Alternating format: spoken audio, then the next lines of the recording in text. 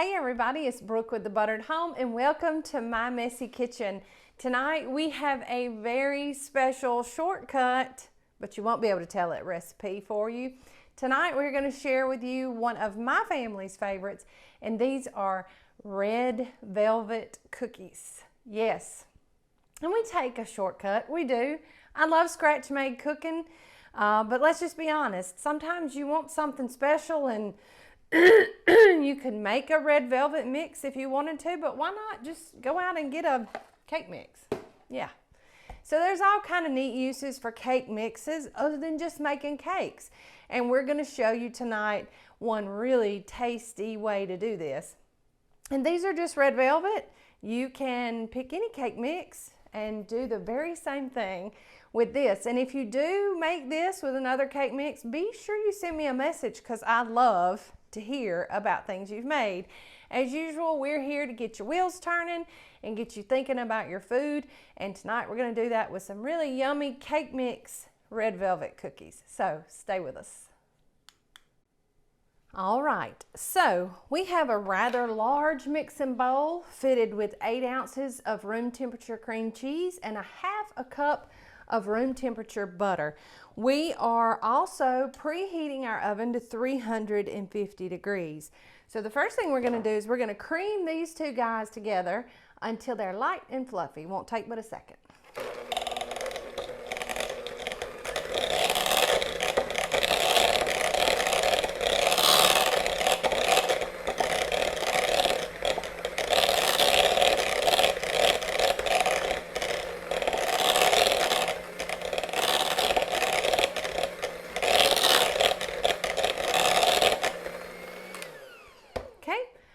You're doing when you cream something like this is you're incorporating air into your butter and or your other fat so that this kind of helps make for a light and fluffy pastry. So that's why oftentimes you'll cream these two things together or with sugar to kind of incorporate that air and get it flowing in there.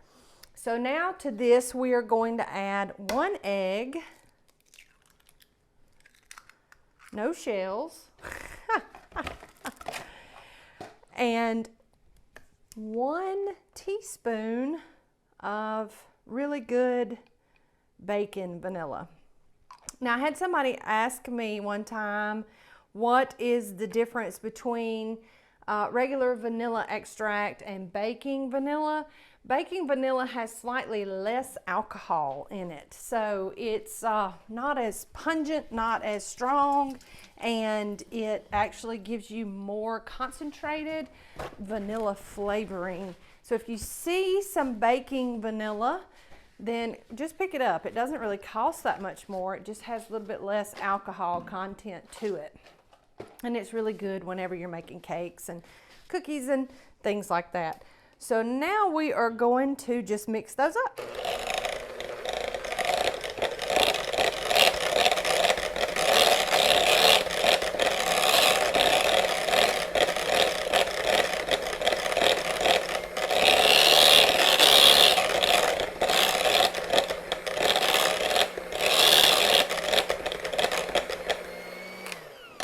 All right, so I know what you're thinking, where is the sugar? The sugar actually is going to go in an odd way into this recipe, so just stay with me. There is some sugar added, but this is more of a not so sweet cookie, so the sugar actually will go on the outside of the cookie. So now what we're going to do is we are going to mix in our red velvet cake mix, and I like to do this in 2 stages. I do about half the bag, and you'll find because this is not a cake mix, right? We didn't add any liquid except for the egg and the vanilla. So it's going to get thick. It's going to get thick fast, but you can still do this by hand. You don't have to have a hand mixer. So we're going to carefully turn our mixer on and hope we don't have a big red velvet cloud of dust. And just get it started on low speed. Then kick it up just a little.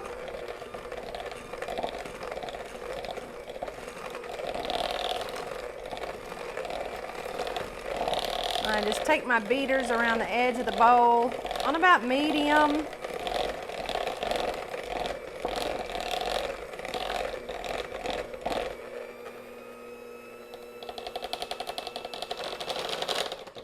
All right. Now, I always keep a spatula nearby so that way we can scrape it down and get that cake mix in good. Usually there is always some in the bottom. So doing it in 2 stages like this, and I do this with cakes too. I go through it and kind of run my spatula through it and scrape the sides down really well and get that mix off of the bottom. And don't worry, we're going to scrape that spoon here in just a minute, but we're trying to keep everything relatively clean so that I don't have red dye everywhere. All right, so now in goes the rest of that cake mix. One of my favorite ways to do these cookies is with a lemon cake mix too. I love lemon anything. Y'all should know that by now. All right, last mix, here we go. This is where it starts to get really thick. So just like we did before, we're gonna just start off low and gradually work our way up to get all that cake mix in.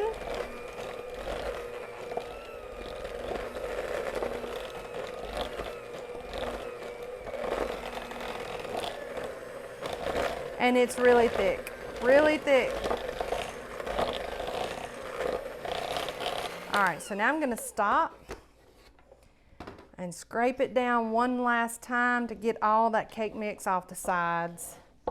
And I know this seems like an awful lot, and it is, but, and I've already gotten it on my white shirt. This is why I should wear an apron. Right, I've got aprons, when I'm doing these videos, I never think about putting an apron on. So I'm just gonna kind of roll that around, get the rest of that cake mix. See, there's just some things that are just better done by hand. Now, if you're like me and the older you've gotten, the harder it is to do things with your hands. This doesn't prove to be so easy. So that's why I do the bulk of it with my hand mixer, and then I tend to finish up just by hand. That way it's not as hard on my hands as it could be. All right. So we've gotten all of that cake mix out. Now I'm just going to scrape my spatula with my just regular old tablespoon. Get all that off. Because that's a cookie. All right, let me just pop these in the sink. Oh, me. Oh, how's your day been? Mine has proved to be something else. We're gonna keep that spatula nearby. All right, so now I have a small bowl just with about 1/2 cup of confectioner's sugar. You might need a little more, a little less. It really doesn't matter. You're not gonna use all that much. And then prepare to get your hands dirty. So I have a sheet pan here fitted with a baking mat.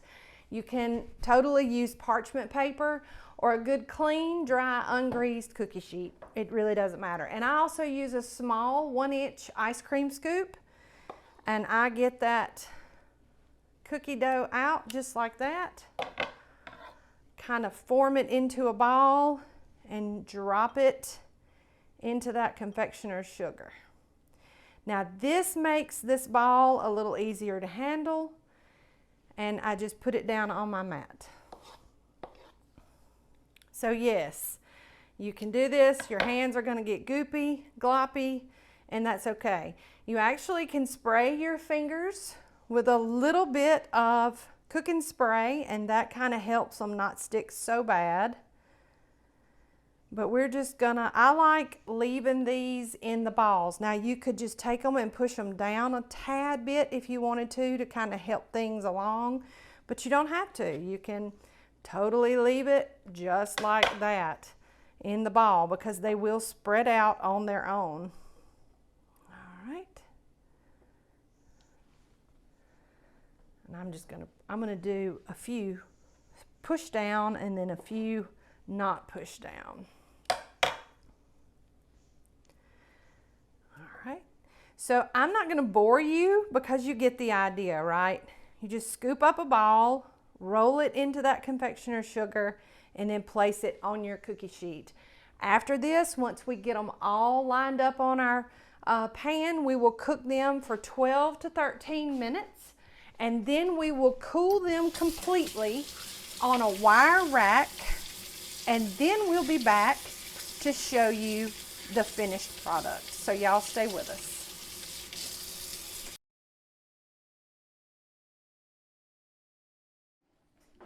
Okay, everybody, we are back. We finished a 13-minute cook time, and these guys are beautiful. They're still pretty warm. I'm letting them cool on here. I like them just like this. However, if you wanted to, while they were still just a little warm, you could take them and just dip them face side down into that confectioner's sugar one more time, just to give them a nice little dusting.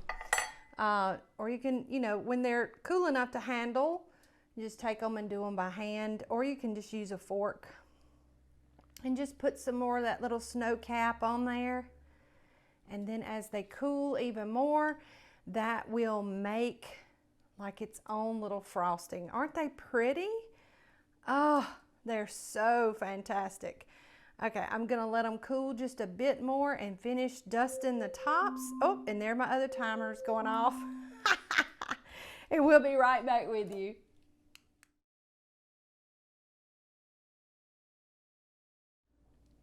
All right, everybody, we are back.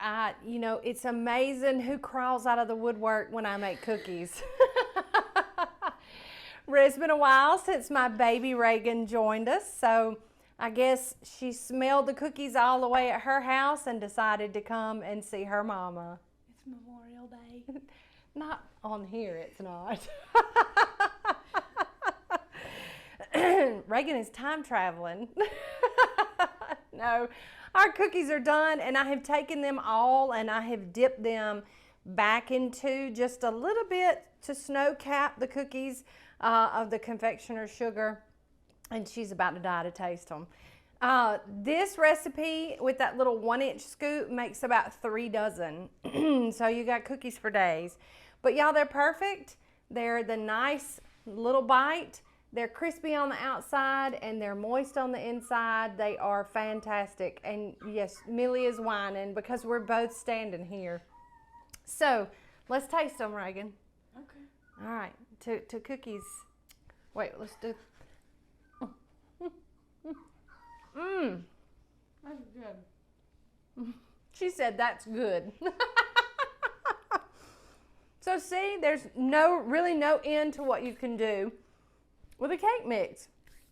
All right, we can take that in there and take Millie with you. Any flavor you want. Pick a cake mix, make a cookie, and use the same method. This is just one way you can use an easy shortcut or a substitution and have an easy cookie anytime you want it. So if you're short on regular ingredients for a basic scratch-made cookie recipe, don't worry about it. Just go grab a cake mix and make these beautiful cream cheese cake mix cookies. And these are red velvet, and y'all, they're fine. Whew, can't have too many. 80-20 rule, right? So this recipe, like all of our others, can be found over at thebutteredhome.com. We're real proud of our website, so be sure you give us a visit over there. And I'm talking with my mouth full, which is a pet peeve of mine. Mama, please don't get on to me. Oh, man. We're real proud of that website, so make sure you give us a visit over there. All of our recipes there have a free printable recipe card. So go find this one and make some cake mix cookies till your heart's content. Also, if you're not already, make sure that you're following us on all of our social platforms. We have a lot of fun. We have special guests from time to time, especially when we make sweets. And as always, if you're not already, make sure you head over to YouTube and type The Buttered Home in the search bar. and hit that subscribe button so that you can be notified when we drop new videos like this one. Y'all, I gotta go hide these cookies from myself. So, y'all have a great week and be back next Monday where we have another great recipe for you. From the buttered home to your home, we love y'all. Bye.